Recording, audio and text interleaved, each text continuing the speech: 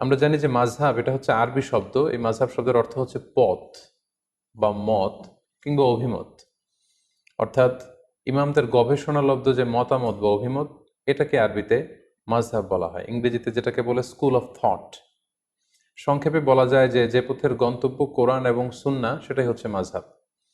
অনেক সময় এমন হয় যে কোরআন এবং সুন্নাতে যে বিধিবিধানগুলো দেয়া হয়েছে সেগুলো সরাসরি হয়তো আমাদের বুঝে আসে না, কিংবা মানাটাও আমাদের জন্য কষ্ট হয়ে যায়। সেক্ষেত্রে এটাকে বুঝবার জন্য, এটাকে সহজভাবে আমল করবার জন্য আমাদেরকে মাযহাবের থ্রুতে, মাযহাবের যে মতামত সেটার থ্রুতে যদি আমরা আমল করি, সেটা আমাদের জন্য আমল করা অনেক সহজ হয়ে ওঠে।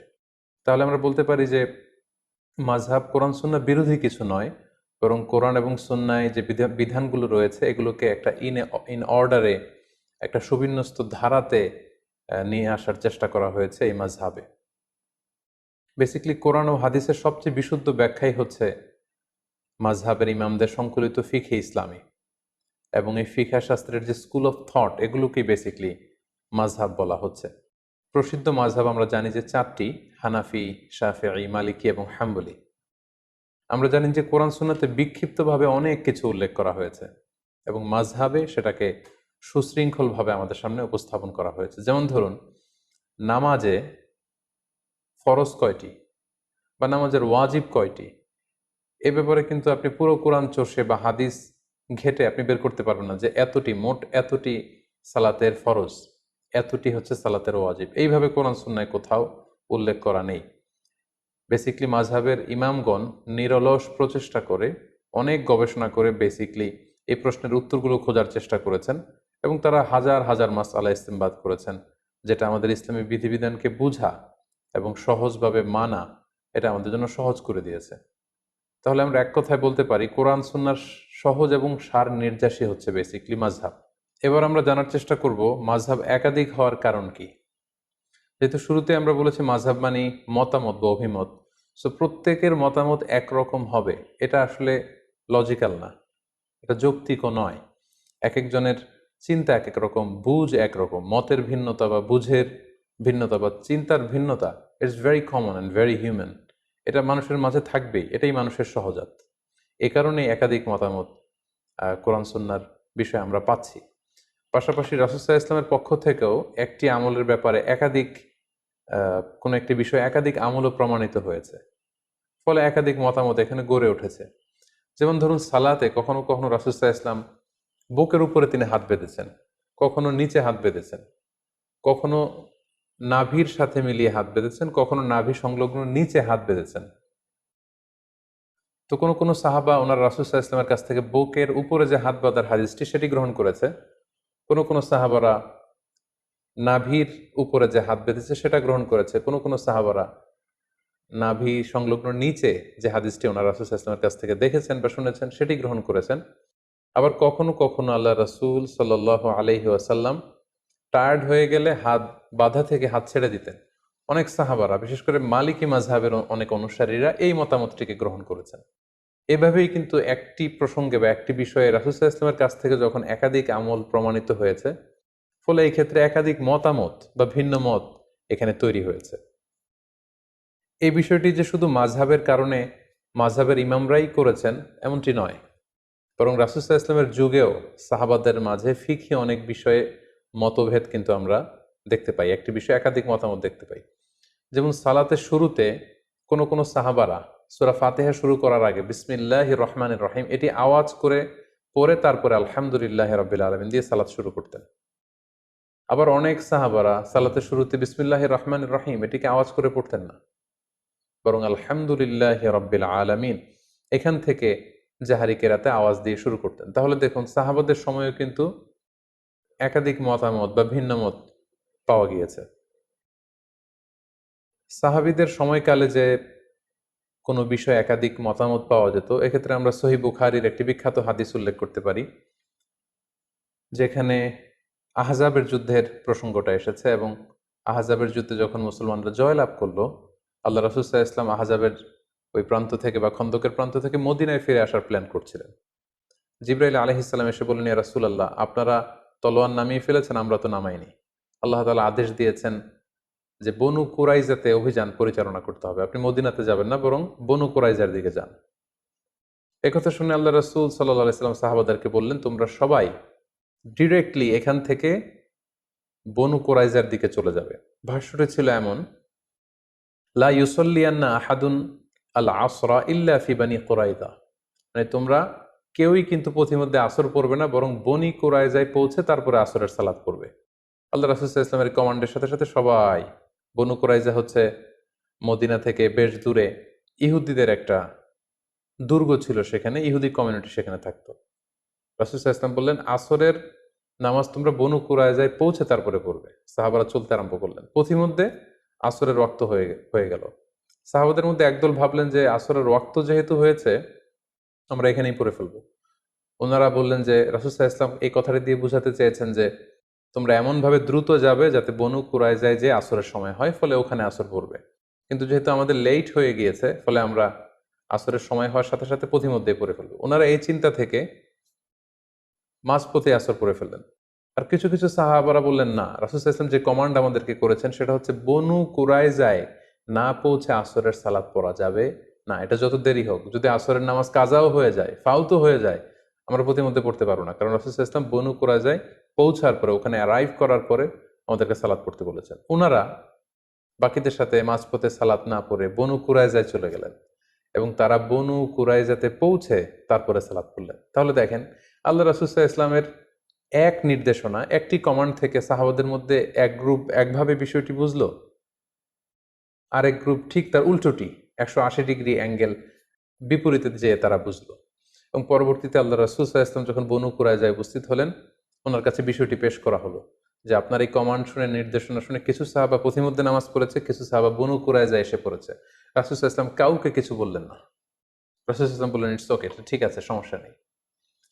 তো এই দুইটি মতামতের মধ্যে কোনোটা যদি ভুল হতো, তাহলে রাসূল সাল্লাল্লাহু আলাইহি ওয়াসাল্লাম চুপ করে বসে থাকতেন না। কারণ নবীদের বৈশিষ্ট্য হচ্ছে তারা যদি কোথাও ভুলভাল কিছু দেখতে পান, শরীয়ত বিরোধী কিছু দেখতে পান, ওনারা এটাকে শুধরে দেন। রাসূল সাল্লাল্লাহু আলাইহি ওয়াসাল্লাম কিছুই বললেন না, তার মানে বোঝা গেল দুটিই ঠিক ছিল। কোনো একটি বিষয়ে একাধিক জিনিস যে হক হতে পারে, বনু কুরাইজার এই ঘটনাটাই তার প্রমাণ বহন করে। অর্থাৎ সব বিষয়ে হক কেবলমাত্র একটি, এটা নাও হতে পারে। কখনো কখনো একাধিক বিষয়ে হক হতে পারে। যেমন আপনি যদি বুকের উপরে হাত বাঁধেন, আপনার এটা বলার সুযোগ নেই যে যারা নাভির নিচে হাত বাঁধে তাদের সালাত হচ্ছে না, তারা বাতিল, এটা বলার সুযোগ নেই। আবার যারা নাভির নিচে সালাতে হাত বাঁধছেন, তারা আপনারা কখনোই বলতে পারবেন না যে যারা বুকের উপরে বাঁধে তাদের সালাত হচ্ছে না, এটা বাতিল না। তার মানে কোনো কোনো বিষয়ে এমনও হয়, একাধিক বিষয়ে হক হতে পারে। যেমন সালাতের বুকে হাত বাঁধার ক্ষেত্রে বুকের উপরের এটাও ঠিক আছে, মাঝখানেও ঠিক আছে, নাভি সংলগ্ন নিচেও ঠিক আছে, প্রয়োজনে কারো যদি কষ্ট হয় হাত যদি সে ছেড়ে দেয় সেটাও ঠিক আছে। অনেকে বলে যে এটাও ঠিক ওইটাও ঠিক, এটা কেমন করে হয়? তাদের জন্য এই হাদিসটা একটা বড় ধরনের দলিল যে কোনো বিষয়ে একাধিক মতামত হক হতে পারে, একাধিক মতামতই সহি হতে পারে। নট নেসেসারি যে একটা বিষয়ই সঠিক হতে হবে, কখনো কখনো একাধিক বিষয়ও সহি হতে পারে। তাহলে এই প্রসঙ্গে আমরা বুঝলাম যে এই যে মতের ভিন্নতা, চিন্তার ভিন্নতা বা বুঝের, আন্ডারস্ট্যান্ডিং এর ভিন্নতা, এটা শুধু আমাদের সময় না বা মাযহাবের ইমামদের মধ্যেই না, এটা সাহাবাদের মধ্যেও ছিল। আরেকটি মজার বিষয় এখানে উল্লেখ করা যেতে পারে। আমরা জানি যে আল্লাহ রাসূল সাল্লাল্লাহু আলাইহি ওয়াসাল্লাম মেরাজে গিয়েছিলেন, সশরীরে ওনার মেরাজ হয়েছিল। এই মেরাজে গিয়ে তিনি সরাসরি আল্লাহ তাআলাকে দেখেছেন নাকি দেখেননি, এ বিষয়ে সাহাবাদের মধ্যে দুইটা দল ছিল। যেমন আল্লাহ রাসূল সাল্লাল্লাহু আলাইহি ওয়াসাল্লামের প্রিয়তমা স্ত্রী আম্মা জান আয়েশা রাদিয়াল্লাহু তাআলা আনহা, উনি মনে করতেন যে মেরাজে যে রাসূল সাল্লাল্লাহু আলাইহি ওয়াসাল্লাম আল্লাহ তাআলাকে সরাসরি দেখেননি। আবু হুরায়রা রাদিয়াল্লাহু তাআলা আনহু এই মতামত গ্রহণ করেছেন। অন্যদিকে আব্দুল্লাহ ইবনে আব্বাস রাদিয়াল্লাহু তাআলা আনহুর মতো সাহাবী, আনাস রাদিয়াল্লাহু তাআলা আনহুর মতো সাহাবী, ওনারা মনে করতেন যে রাসূল সাল্লাল্লাহু আলাইহি ওয়াসাল্লাম সরাসরি মেরাজের রাতে আল্লাহ তাআলাকে দেখেছেন। তাহলে দেখেন, প্রত্যেকেই জলিল কদর সাহাবী, অনেক মর্যাদাবান সাহাবী। তাদের কেউ মনে করেছেন সরাসরি আল্লাহর সাথে সাক্ষাৎ হয়েছে, আবার কেউ মনে করেছেন সরাসরি সাক্ষাৎ হয়নি। সো এই যে মতের ভিন্নতা, এটা খুবই স্বাভাবিক একটা বিষয়।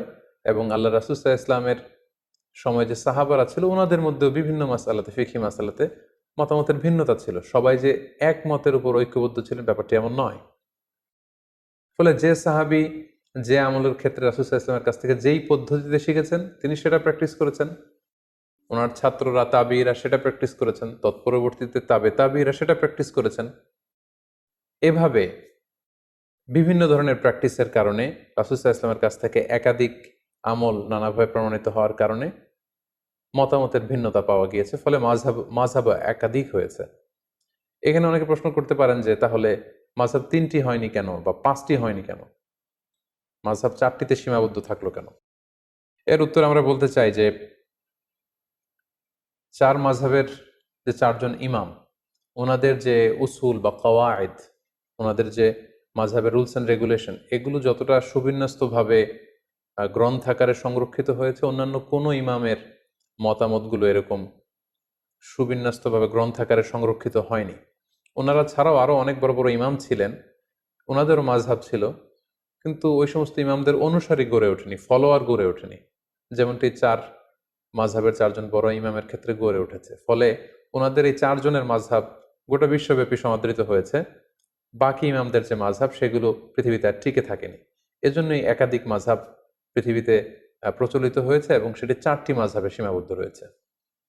সম্মানিত শুধু এ পর্যায়ে আমরা জানব মাযহাবের প্রয়োজনীয়তা কি, সরাসরি কোরআন সুন্নাহ থেকে আমল করলে সমস্যা কোথায়, মাযহাব ছাড়া যদি কোরআন মানি হাদিস মানি সমস্যা কোথায়, এই প্রশ্ন অনেকে করে থাকেন। তাই এ পর্যায়ে আমরা কেন মাযহাবের প্রয়োজন সেটা আমরা বলবো। এক্ষেত্রে আমি একটু উদাহরণ দিয়ে প্রায় বলে থাকি যে কোরআন সুন্নাহ হচ্ছে 24 ক্যারেটের গোল্ডের মতো, অর্থাৎ দ্য ফাইনেস্ট গোল্ড, 24 ক্যারেটের যে সোনা সেটা। আর মাযহাব হচ্ছে খাদের মতো। আমরা জানি যে 24 ক্যারেটের ফাইনেস্ট গোল্ড দিয়ে জুয়েলারি বানানো যায় না, অলংকার বানানো যায় না। আপনি যদি 24 ক্যারেটের স্বর্ণ দিয়ে অলংকার বানিয়ে দেহে পড়তে চান, তাহলে সেখানে খাদ মেশাতে হবে। অর্থাৎ সরাসরি কোরআন সুন্নাহর বিষয়গুলো অনেকের পক্ষে বুঝা, আমল করা, এটা তার জন্য সহজ নাও হতে পারে। সেক্ষেত্রে তার জন্য মাযহাবের প্রয়োজন, যেটা হচ্ছে খাদ। এই খাদটা আমাদের উদ্দেশ্য না, উদ্দেশ্য হচ্ছে কোরআন সুন্নাহ, উদ্দেশ্য হচ্ছে গোল্ড। কিন্তু ওই গোল্ড যদি আমাদেরকে অর্নামেন্টস বানিয়ে কিংবা জুয়েলারি বানিয়ে আমরা যদি গলায় পড়তে চাই, আমরা যদি ব্যবহার করতে চাই, তাহলে সেখানে খাদ মেশাতে হবে। অনুরূপভাবে কোরআন সুন্নাহকে সহজভাবে বুঝতে হলে সেখানে মাযহাবের প্রয়োজন হবে। অনেকে বলে থাকেন যে আমি কোনো মাযহাব মানি না, বরং আমি লা মাযহাবী, অর্থাৎ কোনো মাযহাবকে আমি গ্রহণ করি না। যারা কোনো মাযহাব মানেন না বলেন, তারা যেটার উপর আমল করেন সেটাও কোনো না কোনো মাযহাবের সাথে মিলে যায়। মাযহাবের বাইরে যে আসলে কোরআন সুন্নাহকে মানা সম্ভব না। ফলে এই উদাহরণটি দিয়ে খুব সহজে বোঝানো যাচ্ছে যে কোরআন সুন্নাহ হচ্ছে 24 ক্যারেটের গোল্ড আর মাযহাব হচ্ছে খাদ। এই গোল্ডটাকে গহনা বানিয়ে গলায় পরার জন্য এই খাদের প্রয়োজন, কারণ খাদ না মেশালে এটাকে বাঁকা করা যায় না, গোল্ডটাকে ডিজাইন করা যায় না, শেপ দেয়া যায় না। পাশাপাশি অনেকে মনে করে থাকেন যে মাযহাবের কারণে ইসলাম বিভক্ত হয়ে গিয়েছে। অনেকে বলেন যে একটা মাযহাব থাকলেই তো ভালো হতো, এখানে 4টা হলো কেন? এটা তো ইসলামকে বিভক্ত করেছে। এই কথাটিও আসলে ঠিক নয়। আসলে বাস্তবতা হচ্ছে একেবারে উল্টো। মাযহাব আসলে ইসলামকে বিভক্ত করেনি, বরং মাযহাব ইসলামকে অনেকগুলো ভাগে ভাগ হওয়া থেকে বাঁচিয়েছে। অর্থাৎ অনেকগুলো ভাগে বিভক্ত না করে এটাকে মাত্র 4টা ভাগে ভাগ করেছে। যেমন উদাহরণস্বরূপ যদি আমি বলি, আল আজহার বিশ্ববিদ্যালয় থেকে যারা গ্র্যাজুয়েশন করে পাশ করে, তাদেরকে আজহার থেকে একটা টাইটেল দেয়া হয়, সেটা হচ্ছে আজহারি। আমি নিজেও যেহেতু ব্যক্তিগতভাবে আল আজহার থেকে পড়াশোনা করেছি, ফলে আমিও আমার নামের শেষে এই টাইটেলটি যুক্ত করে থাকি। তো বাংলাদেশে আপনারা অনেকেই দেখবেন যে যারা আল আজহার বিশ্ববিদ্যালয় থেকে পড়াশোনা করেছে, ওনারা ওনাদের নামের শেষে এই আজহারি শব্দটি যুক্ত করে। তো এই আজহারি বানানটি অনেকে অনেকভাবে লিখে থাকে। কেউ আজহারি বানানে বর্গীয় জ দিয়ে আজহারি লিখে, কেউ অন্তঃস্থ জ দিয়ে লিখে, কেউ আবার আজহারি বানানে রয়ের সাথে হ্রস্ব ইকার যুক্ত করে দেয়, কেউ দীর্ঘ ইকার দিয়ে লিখে, আবার অনেকে আজহারি শব্দের আগে আল যুক্ত করে দেয়, ফলে আল আজহারি। এইভাবে যদি আপনি খেয়াল করেন, প্রায় 8টি বানানে আজহারি শব্দটা কিন্তু লেখা সম্ভব। এক্ষেত্রে যদি ইসলামিক ফাউন্ডেশন বলে যে আজহারি শব্দটি কোন বানানে ব্যবহৃত হবে, এজন্য আমাদের একটা মতামত হচ্ছে এই বানানটাকে আমরা সাজেস্ট করি। ফলে আজহারি বানানোর জন্য ইসলামী ফাউন্ডেশন একটা মত প্রকাশ করলো, আর মত মানে মাযহাব, তার মানে এটা ইসলামী ফাউন্ডেশনের মাযহাব। বাংলা একাডেমি যদি বলে যে এক একজন এক এক বানানে না লিখে বিদেশি শব্দ বা আরবি শব্দ কোন বানানে লিখতে হবে সেটা আমরা সহজভাবে আপনাদের সামনে উপস্থাপন করছি। আমাদের চিন্তা মতে এই বানানটি হচ্ছে সবচেয়ে ভ্যালিড, সবচেয়ে যুক্তিযুক্ত। তাহলে আজহারি বানানের ক্ষেত্রে বাংলা একাডেমি একটি মতামত পেশ করলো, এটা হচ্ছে বাংলা একাডেমির মাযহাব। অথবা প্রথম আলো যদি বলে যে আমরা সব বানানকে সহজভাবে নতুনভাবে উপস্থাপনের চেষ্টা করছি, আমরা সাজেস্ট করি যে আজহারি বানানটা এইভাবে হলে ভালো হয়, ওনারা একটা মতামত দিলেন। তাহলে এটা হচ্ছে প্রথম আলোর মাযহাব। তাহলে দেখুন, এই তিনটি মাযহাব থাকার কারণে আজহারি বানান লিখতে যেয়ে যে ৮টি মতামত পাওয়ার সুযোগ আছে, বা ৮ভাবে ৮জন আজহারি শব্দটি লিখতে পারে, সেটা এখন কমে 3টা মাযহাব বা 3টা মতামতে চলে আসলো। এবং আসলে কোনো জিনিসকে একাডেমিক ওয়েতে যদি আমাদের লিখতে হয়, বলতে হয়, জানতে হয়, তখন একটা সিস্টেমেটিক ওয়ে কিন্তু ফলো করতে হয়। মাযহাব বেসিক্যালি এই কাজটাই করেছে। কোরআন সুন্নাহ কিভাবে আমরা কোরআন সুন্নাহর বিধানগুলো মানবো, এটাকে সোসাইটিতে অ্যাপ্লাই করব, সেক্ষেত্রে অনেক অনেক বিভক্তিকে অল্প কিছু বিভক্তিতে নিয়ে এসেছে এই মাযহাব। ফলে মাযহাবের মাধ্যমে বেসিক্যালি আল্লাহ তাআলা ইসলামকে শতদা বিভক্ত হওয়া থেকে বাঁচিয়েছে। অর্থাৎ অনেকগুলো বিভক্তি কমিয়ে মাযহাব মূলত বিভক্তিটাকে একেবারে কম করে নিয়ে এসেছে। অর্থাৎ 10টা-15টা বিভক্তি হওয়ার চেয়ে মাযহাব এখন 4টা ভাগে বিভক্ত হয়ে বিভক্তিকে কমিয়ে এনেছে। সো মাযহাব ইসলামকে ভাগ করেছে, এই কথাটি আসলে কোনোভাবেই শুদ্ধ নয়। পাশাপাশি মাযহাব থাকার আরেকটা উপকারিতা হচ্ছে এখানে সহজতা বা প্রশস্ততা আছে। কোনো কারণে কোনো ইমামের মাযহাবের সংকীর্ণতার কারণে যদি সেটা মানতে কারোর জন্য কঠিন হয়ে যায়, ফলে শারঈ দলিলের আলোকে অন্য ইমামের মাযহাবের যে সহজতা বা প্রশস্ততা, এটা চাইলে কেউ গ্রহণ করতে পারে। সো এটা আমাদের জন্য সুবিধা। তাহলে আমরা বলতে পারি মাযহাব কিন্তু আমাদেরকে ফ্লেক্সিবিলিটি দিয়েছে, অপশন দিয়েছে। আমরা কে না অপশন পছন্দ করি। লেটস সে যদি বলা হয় যে এই 10তলা বিল্ডিংটিতে ওঠার জন্য শুধু সিঁড়ি আছে, সিঁড়ি ছাড়া অন্যভাবে ওঠার সুযোগ নেই, সেটা অনেকের জন্য কঠিন হতে পারে। কিন্তু যদি বলা হয় এই 10তলা বিল্ডিং এর একেবারে 10ম তলায় ওঠার জন্য সিঁড়ির ব্যবস্থাপনাও থাকবে, আবার এক পাশে লিফট থাকবে, আবার আরেক পাশে এসকেলেটরও থাকবে, সো 3টা অপশন দিলে কিন্তু আমাদের জন্য সুবিধা। যিনি সিঁড়ি বেয়ে উঠতে পারবে তিনি সিঁড়ি বেয়ে উঠল, যার হয়তো পায়ে ব্যথা সমস্যা তিনি লিফটে চড়ে উঠল, অথবা কেউ যদি এসকেলেটর ইউজ করতে চায় তাহলে তিনি এসকেলেটর দিয়ে উঠলেন। তার মানে মাযহাবের এই একাধিক অপশন বা ফ্লেক্সিবিলিটি থাকার কারণে এটা ইসলামকে বুঝা মানা আমাদের জন্য আরো সহজ করে দিয়েছে। ধরুন যে ঢাকা থেকে চট্টগ্রামে যাওয়ার জন্য যদি শুধু বাস দিয়ে যাওয়ার সুযোগ থাকে, এটা সহজ, নাকি চট্টগ্রামে বাস দিয়ে যাওয়া যাবে, ট্রেন দিয়ে যাওয়া যাবে, প্লেন দিয়ে যাওয়া যাবে, কোনটা সহজ? অর্থাৎ আমাদেরকে যদি অপশন দেওয়া হয় সেটা সহজ, then we can choose any of the option.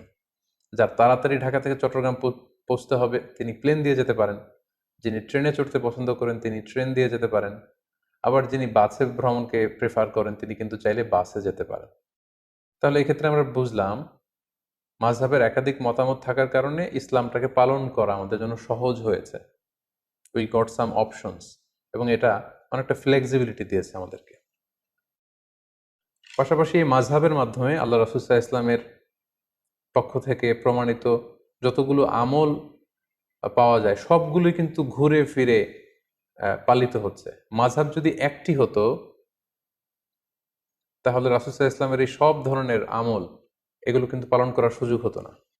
Let's say মাযহাব যদি একটা হতো যে শুধু বুকের উপরে হাত বাঁধতে হবে, তাহলে বুকের নিচে, নাভির উপরে, এই যে এতগুলো মতামত আল্লাহ রাসূল সাল্লাল্লাহু আলাইহি ওয়াসাল্লামের আমলের মধ্যে ছিল, এই আমলগুলো কিন্তু হারিয়ে যেত ইতিহাসের পাতায়, আর থাকতো না। ফলে কেমন যেন আল্লাহ তাআলার এটা একটা বিশেষ রহস্য বা কুদরত যে তিনি 4টা মাযহাবের মাধ্যমে আল্লাহ রাসূল সাল্লাল্লাহু আলাইহি ওয়াসাল্লামের পক্ষ থেকে প্রমাণিত যত ধরনের আমল হতে পারে এটা ঘুরিয়ে ফিরিয়ে সারা বিশ্বে আমল করাচ্ছেন। আমরা যখন মসজিদুল হারামে সালাত পড়ি, কেউ বুকের উপরে বাঁধে, কেউ নাভির নিচে বাঁধে, কেউ বাঁধেই না, কেউ মালিকি মাযহাবের, কেউ শাফি মাযহাবের, কেউ হাম্বলি মাযহাবের, আমরা হানাফি মাযহাবের। ফলে রাসূল সাল্লাল্লাহু আলাইহি ওয়াসাল্লামের সবগুলো আমল ঘুরে ফিরে চর্চা হচ্ছে গোটা বিশ্বব্যাপী। মাযহাব যদি 4টা না হতো, একাধিক মাযহাব যদি প্রতিষ্ঠিত না হতো, তখন কিন্তু এটা করার সুযোগ হতো না। ফলে আমরা বলতে পারি যে এই মাযহাবগুলো ইসলামকে চমৎকারভাবে গোটা বিশ্বে সংরক্ষণ করেছে। তাই মাযহাবের কোনো আমল নিয়ে একে অপরকে কিন্তু ঠাট্টা বিদ্রূপ করা উচিত না। কারণ রাসূল সাল্লাল্লাহু আলাইহি ওয়াসাল্লামের কোনো না কোনো পদ্ধতি বা বর্ণনা কোনো না কোনো মাযহাব গ্রহণ করেছে। ফলে আমি যদি কোনো মাযহাবকে নিয়ে ঠাট্টা করি তাহলে এটা কেমন যেন রাসূল সাল্লাল্লাহু আলাইহি ওয়াসাল্লাম থেকে প্রমাণিত কোনো আমলকেই ঠাট্টা করলাম। আমরা বাংলাদেশে প্রায়ই দেখি যে আমরা নিচে হাত বাঁধি, তো যে উপরে হাত বাঁধে এটাকে বিভিন্ন মাহফিলে বা বিভিন্ন আলোচনায় ব্যঙ্গ করে দেখানো হয়।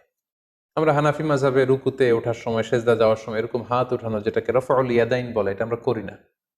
কিন্তু যারা করে অনেক সময় তাদেরকে এরকম ঠাট্টা করা হয়। তো আপনি যদি মাযহাবের পক্ষের লোক হয়ে থাকেন, আপনি যদি ওই আমলগুলোকে ঠাট্টা করেন, তাহলে কেমন যেন আপনি মাযহাবের বিরোধিতা করলেন। কারণ আপনার মাযহাবে হয়তো এই আমলটি নেই, কিন্তু অন্য মাযহাবে কিন্তু অত্যন্ত ভাব গাম্ভীর্যতার সাথে, অত্যন্ত আবেগের সাথে রাসূল সাল্লাল্লাহু আলাইহি ওয়াসাল্লামের এই আমলটি পালন করা হচ্ছে। সো মাযহাবের কোনো আমলকে, আল্লাহ রাসূল সাল্লাল্লাহু আলাইহি ওয়াসাল্লাম থেকে প্রমাণিত কোনো আমলকে যদি আপনি ঠাট্টা করেন, অন্য কোনো মাযহাবকে যদি আমরা ঠাট্টা করি, তাহলে এটা কেমন যেন রাসূল সাল্লাল্লাহু আলাইহি ওয়াসাল্লামের আমল নিয়ে ঠাট্টা করার শামিল, যেটা অনেক বড় ধরনের একটি কবিরা গুনাহ। সো আমরা সহজে বলতে পারি যে 4 মাযহাব হলো 4টি নৌকার মতো। দৈনন্দিন জীবনে দিনের সাগর পাড়ি দিয়ে আল্লাহ পাকের সন্তুষ্টির বন্দরে ভিড়ার জন্য আমরা এই 4টি নৌকা দিয়ে বন্দরে ভিড়ার চেষ্টা করছি। তো সেক্ষেত্রে আমরা 4 নৌকার আরোহীরা যদি একে অন্যের সাথে পারস্পরিক ধাক্কাধাক্কি বা ঠুকোঠুকিতে লিপ্ত হই, তাহলে হয়তো আমাদের সাগরে পড়ে হাবুডুবু খেতে হবে। আল্লাহ সন্তুষ্টির বন্দরে হয়তো ভিড়া আমাদের জন্য কঠিন হয়ে যাবে। মাযহাব নিয়ে একে অপরের প্রতি অশ্রদ্ধা, সহিংসতা কিংবা বিতর্ক বা সংঘাতের ব্যাপারটি ঠিক এমনই। সো আমরা বলতে পারি যে মাযহাব ইসলাম পালনকে আমাদের কাছে আরো সহজ করে তুলেছে। এ পর্যায়ে আমরা মাযহাবের উৎপত্তি বা ক্রমবিকাশ নিয়ে আলোচনা করবো ইনশাআল্লাহ। আমরা জানি যে প্রসিদ্ধ প্রসিদ্ধ মাযহাব হচ্ছে 4টি: হানাফি, মালিকি, শাফিঈ এবং হাম্বলি। সর্বপ্রথম যে মাযহাবটি প্রতিষ্ঠা লাভ করেছে সেটি হচ্ছে হানাফি মাযহাব, এবং সেটি ইরাকে প্রতিষ্ঠা লাভ করেছে। আমরা জানি যে ওমরে ফারুক রাদিয়াল্লাহু তাআলা আনহু যখন মুসলিম বিশ্বের খলিফা, তখন 16 হিজরিতে তিনি ইরাক জয় করেন। তখন ইরাকের কুফা নগরীকে তিনি মুসলিম উম্মার একটি প্রাদেশিক শহর, প্রশাসনিক শহর হিসেবে তিনি ঘোষণা দেন, এবং সেই কুফা নগরীতে যে মুসলিম উম্মা আছে তাদেরকে কোরআন সুন্নাহ শিক্ষা দেওয়ার জন্য আল্লাহ রাসূল সাল্লাল্লাহু আলাইহি ওয়াসাল্লামের একজন প্রিয় সাহাবী আব্দুল্লাহ ইবনে মাসউদ রাদিয়াল্লাহু তাআলা আনহুকে তিনি মদিনা থেকে অ্যাজ অ্যান অ্যাম্বাসেডর কুফাতে তিনি প্রেরণ করেন, এবং তিনি বলেন যে আপনি কুফায় যে দিন প্রচার করেন। উমর ফারুকের নির্দেশনা অনুযায়ী আব্দুল্লাহ ইবনে মাসউদ রাদিয়াল্লাহু তাআলা আনহু মদিনা থেকে কুফায় চলে গেলেন। দীর্ঘদিন তিনি কুফার অধিবাসীদেরকে কোরআন সুন্নাহর বাণী তিনি প্রচার করলেন। ওনার ইন্তেকালের পরে এই দায়িত্ব চলে আসে ওনার ছাত্র আলকামা রহিমাহুল্লাহর উপর।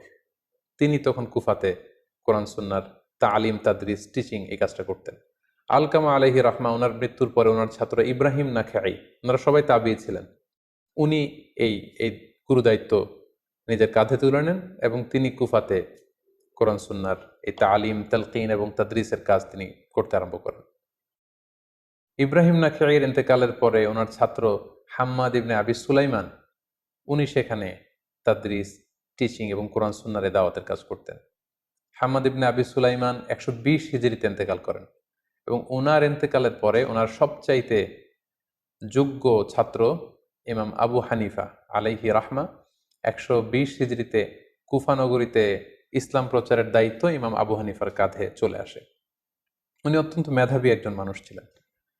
120 হিজরিতে যখন ইমাম আবু হানিফার কাছে এই দায়িত্ব চলে আসে, উনি বেসিক্যালি 80 হিজরিতে জন্মগ্রহণ করেন। ফলে 120 হিজরিতে ওনার বয়স তখন দাঁড়ায় 40 বছর।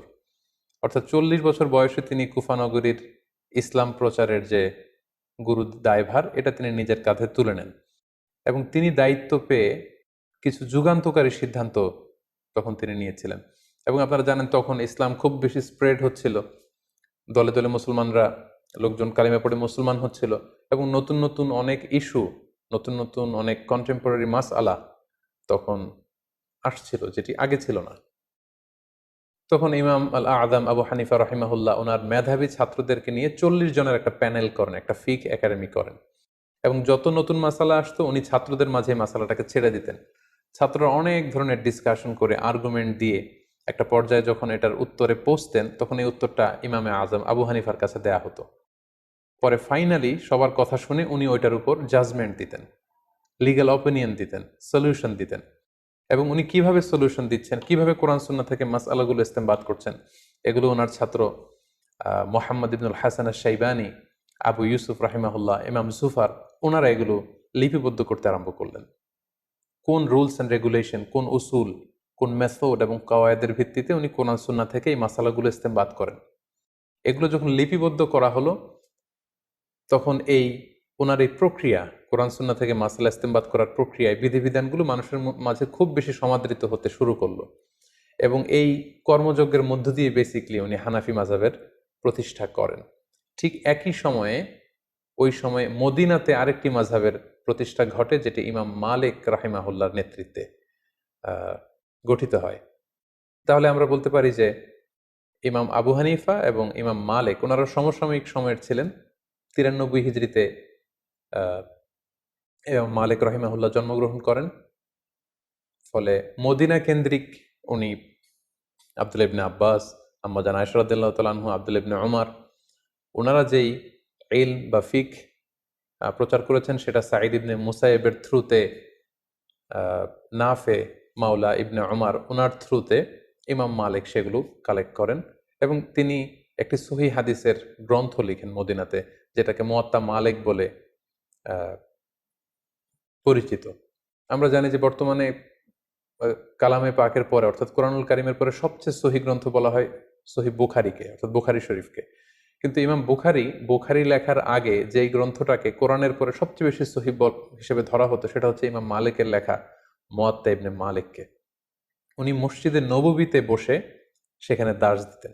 উনারও অনেক ছাত্র, শাগরিদ, অনুসারী, ফলোয়ার মদিনা কেন্দ্রিক গড়ে ওঠে এবং উনি যে রুলস অ্যান্ড রেগুলেশনের আওতায় কোরআন সুন্নাহর মাসালাগুলো ইস্তেমবাদ করতেন সেটার আলোকে উনি একটি মাযহাব প্রতিষ্ঠা করেন, সেটাকে বলা হয় মালিকি মাযহাব, যেটাকে মাদ্রাসাতু আহলিল হাদিস বলে, আর ইমাম আবু হানিফার মাযহাবকে বেসিক্যালি মাদ্রাসাতু আহলির রয় বলে।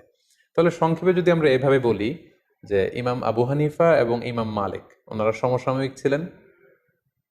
ইমাম আবু হানিফা ইরাক কেন্দ্রিক ইবনে মাসউদ রাদিয়াল্লাহু তাআলা আনহুর যেই জ্ঞান ওনার ছাত্রদের থ্রুতে ওনার হাতে এসেছে সেটার উপর বেস করে ইরাকে তিনি হানাফি মাযহাব প্রতিষ্ঠা করেন। একই সময়ে মদিনাতে ইমাম মালিক রাহিমাহুল্লাহ উনি মালিকি মাযহাব প্রতিষ্ঠা করেন। তাহলে এইভাবে বেসিকলি হানাফি মাযহাব এবং মালিকি মাযহাবের সূচনা বা গোড়াপত্তন হয়েছে। ইমাম মালিকের পরে ইমাম মালিকের ছাত্র ইমাম শাফিঈ, যে বছর ইমাম আবু হানিফা ইন্তেকাল করেন 150 হিজরিতে, ঠিক সেই বছর ইমাম শাফিঈ জন্মগ্রহণ করেন। তিনি জন্মগ্রহণ করেন ফিলিস্তিনের গাজাতে। সেখান থেকে ওনার মা ওনাকে মক্কায় নিয়ে আসেন। মক্কা থেকে মদিনাতে ইমাম মালিকের কাছে তিনি পড়াশোনা করেন। পরবর্তীতে বাগদাদে ইমাম আবু হানিফার ছাত্র মোহাম্মদ ইবনুল হাসান আশ-শাইবানির কাছে পড়াশোনা করেন। এভাবে তিনিও অনেক বড় একজন স্কলার হয়ে ওঠেন। তিনি হানাফি মাযহাবের দ্বারা প্রভাবিত হয়ে প্রথমত বাগদাদে তিনি জ্ঞান চর্চা এবং জ্ঞান বিতরণ করেন। পরবর্তীতে তিনি যখন মিশরে চলে যান, সেখানে যে তিনি যত মাসআলা ইমাম আবু হানিফা কিভাবে বলেছেন এবং ওনার সরাসরি শিক্ষক ইমাম মালিক কিভাবে বলেছেন, এগুলোকে থরলি ইনভেস্টিগেট করে উনি নিজে আবার একটি মাযহাব প্রতিষ্ঠা করেন কিছু রুলস অ্যান্ড রেগুলেশনের আওতায়। ফলে 3 নম্বর মাযহাবের গোড়াপত্তন হলো ইমাম শাফির মাযহাব, যেটা মিশরে। ওনার কবরও মিশরে অবস্থিত। আমি নিজেও ইমাম শাফির কবর জিয়ারত করেছি মিশরে। আর ইমাম আবু হানিফার কবর হচ্ছে কুফাতে, আর ইমাম মালিক রাহিমাহুল্লাহর কবর হচ্ছে মাকবারতুল বাকিয়ায়, অর্থাৎ মসজিদে নববীর পাশে যে কবরস্থান সেখানে ওনাকে দাফন করা হয়েছে। তাহলে আমরা পেলাম যে শুরুতে ইরাক কেন্দ্রিক হানাফি মাযহাবের গোড়াপত্তন হলো, মদিনা কেন্দ্রিক মালিকি মাযহাবের গোড়াপত্তন হলো এবং মিশর কেন্দ্রিক ইমাম শাফি মাযহাবের গোড়াপত্তন হলো। সর্বশেষে যে 4 নম্বর মাযহাবটি আছে সেটি হচ্ছে ইমাম আহমদ ইবনে হাম্বলের মাযহাব। উনি অনেক বড় একজন ইমাম ছিলেন। উনি ইমাম শাফির সরাসরি ছাত্র ছিলেন এবং তিনি মুসনাদে আহমদ ইবনে হাম্বল নামে একটি হাদিসের গ্রন্থ রচনা করেছেন, যেটি হাদিসের একক গ্রন্থ হিসেবে সবচাইতে বড় হাদিসের কালেকশন। উনি বাগদাদে জন্মগ্রহণ করেছিলেন, ইমাম শাফিঈর সরাসরি ছাত্র। সর্বশেষে উনি আগের 3টি মাযহাবকে গবেষণা করে এবং নতুনভাবে ওনার গবেষণার যে রুলস অ্যান্ড রেগুলেশন সেগুলোর আলোকে উনি সর্বশেষ লেটেস্ট মাযহাবকে প্রতিষ্ঠা করলেন, সেটাকে হাম্বলি মাযহাব বলা হয়। এইভাবেই বেসিকলি মাযহাবের গোড়াপত্তন হয়।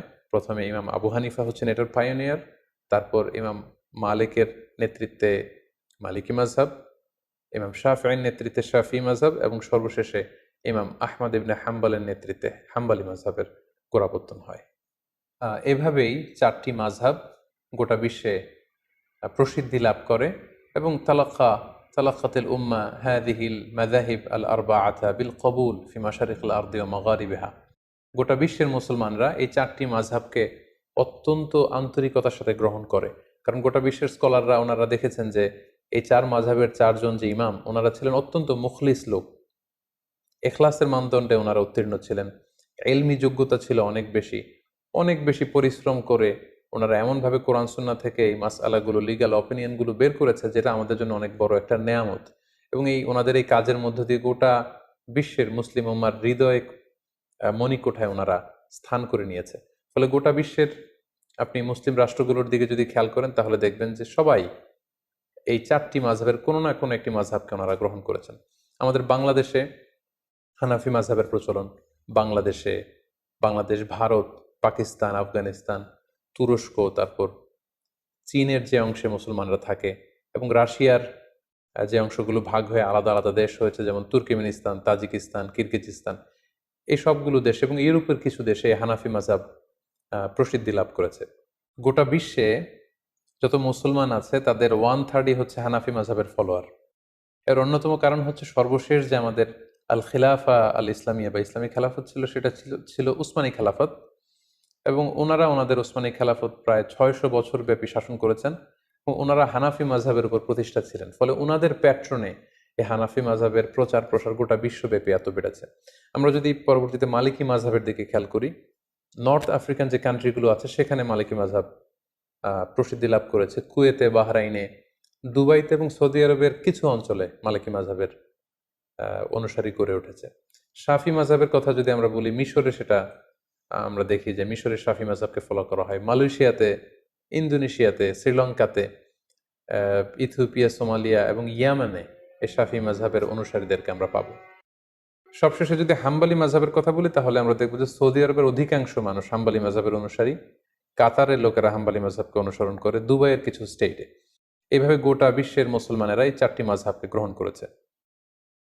এবং এই চারজন মাযহাবের যে ইমাম, ওনাদের সম্পর্কের দিকে যদি আমরা খেয়াল করি তাহলে দেখব যে ওনারা তো একে অপরের ছাত্র ছিলেন।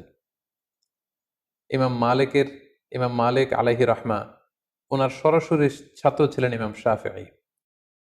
ইমাম শাফিঈর সরাসরি ছাত্র ছিলেন ইমাম আহমদ ইবনে হাম্বল। ইমাম আহমদ ইবনে হাম্বলের সরাসরি ছাত্র ছিলেন বেসিক্যালি ইমাম বুখারী, ইমাম মুসলিম, ইমাম আবু দাউদ সিজিস্তানি। সো ওনাদের মধ্যে সম্পর্কটা ছিল অত্যন্ত প্রগাঢ়, অত্যন্ত আন্তরিকতার সম্পর্ক, ছাত্র এবং শিক্ষকের সম্পর্ক। ওনারা একে অন্যের শুভাকাঙ্ক্ষী ছিলেন, একে অন্যের প্রতি সৌহার্দ্যপূর্ণ আচরণ করতেন। এবং ওনারা যে কতটা বেশি উদার ছিলেন, ব্রড মাইন্ডেড ছিলেন, এটা আমরা ছোট্ট একটি ঘটনা থেকে বুঝতে পারবো। ইমাম শাফিঈ যখন একবার কুফাতে যান ভ্রমণ করতে, ইমাম মুহাম্মদ ইবনে হাসান আশ-শাইবানির আপ্যায়নে বা নিমন্ত্রণে তিনি যখন যান, তিনি বললেন যে আমি ইমাম আল আযম আবু হানিফা রাহিমাহুল্লাহর কবর জিয়ারত করব। কবর জিয়ারত করলেন। পাশে এক মসজিদে উনি যখন নামাজ পড়ছিলেন, আমরা জানি যে ইমাম শাফিঈ উনি রফউল ইয়াদাইনকে সমর্থন করেন। ওনার মাযহাবে রুকু থেকে ওঠার সময় এরকম হাত উঠানো, সিজদায় যাওয়ার আগে হাত উঠানো, সিজদা থেকে উঠে হাত উঠানো, এটাকে আরবিতে বলা হয় রফউল ইয়াদাইন। এটা হানাফি মাযহাবে নেই। আমরা যখন হানাফি মাযহাবের নিয়ম অনুযায়ী সালাত আদায় করি আমরা এভাবে হাত উঠাই না বারবার, কিন্তু ইমাম শাফিঈ সালাত আদায় করার সময় রফুল ইয়াদাইন করতেন। এটা ছিল ওনার মাযহাব। কিন্তু কুফাতে ইমাম আবু হানিফার কবরের পাশে কোন এক মসজিদে উনি যখন নামাজ পড়ছিলেন, উনি সেখানে এই রফুল ইয়াদাইনকে স্কিপ করলেন, তরক করলেন। উনি এটা করছিলেন না। রফুল ইয়াদাইন না করেই উনি হানাফি মাযহাবের মতো করে নামাজ পড়ছিলেন।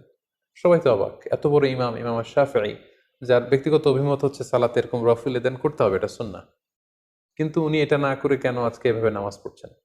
নামাজ শেষে ইমাম মুহাম্মদ ইবনে হাসান আশ-শাইবানি জিজ্ঞেস করলেন যে আপনি কি আপনার রফউল ইয়াদাইনের যে অভিমত এটা থেকে সরে এসেছেন? আপনি কি ইমাম আজম আবু হানিফার যে মতামত ওই মতামতে চলে এসেছেন? উনি বললেন না, আমি আমার মতামত থেকে সরে আসিনি, আমার মতামত আগে যেটা ছিল সেটাই আছে। আমি ইহতিরামান লি আবি হানিফা, ইমাম আবু হানিফাকে সম্মান দেখানোর জন্য, যেহেতু পাশেই ওনার কবর, আমি ওনার এলাকা ভিজিট করতে এসেছি, তাই সম্মানার্থে আমার মতামতকে আমি এখানে স্কিপ করে ওনার মতামত অনুযায়ী সালাত আদায় করেছি। আল্লাহু আকবার কাবীরা। তার মানে কতটা উদার মানসিকতার ওনারা ছিলেন।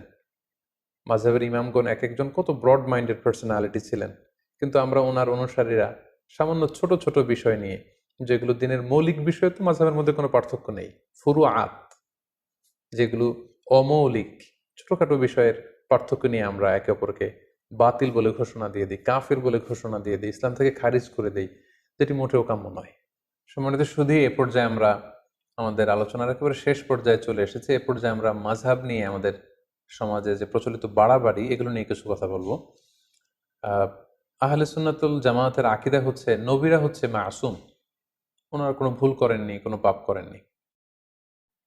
তো আমরা শুধু নবীদের ক্ষেত্রেই এই মাসুম কথাটি যুক্ত করি, এবং সাহাবারা ওনারা হচ্ছেন মাহফুজ, ওনাদেরকে আল্লাহ বড় ধরনের কবিরা গুনাহ থেকে হেফাজত করেছেন, একটি দুইটি স্পেশাল কেস ছাড়া।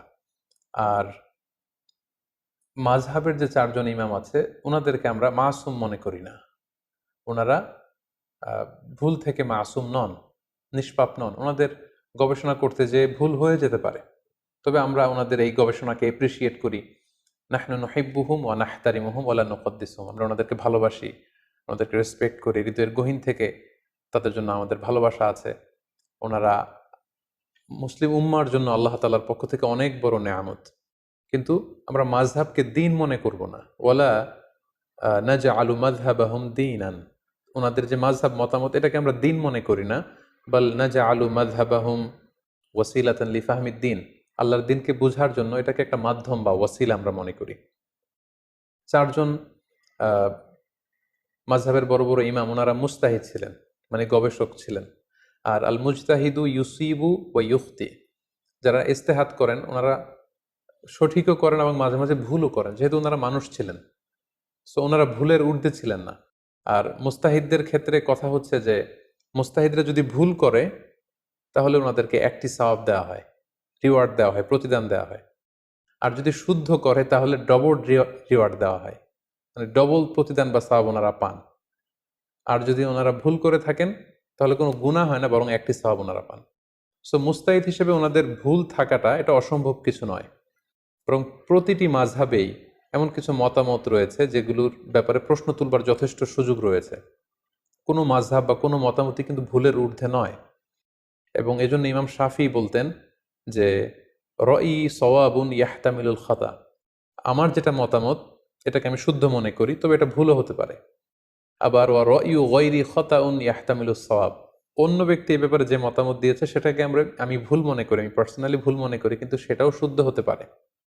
সো ওনারা যদি ভুলও করে থাকেন এজন্য ওনারা জাযা পাবেন।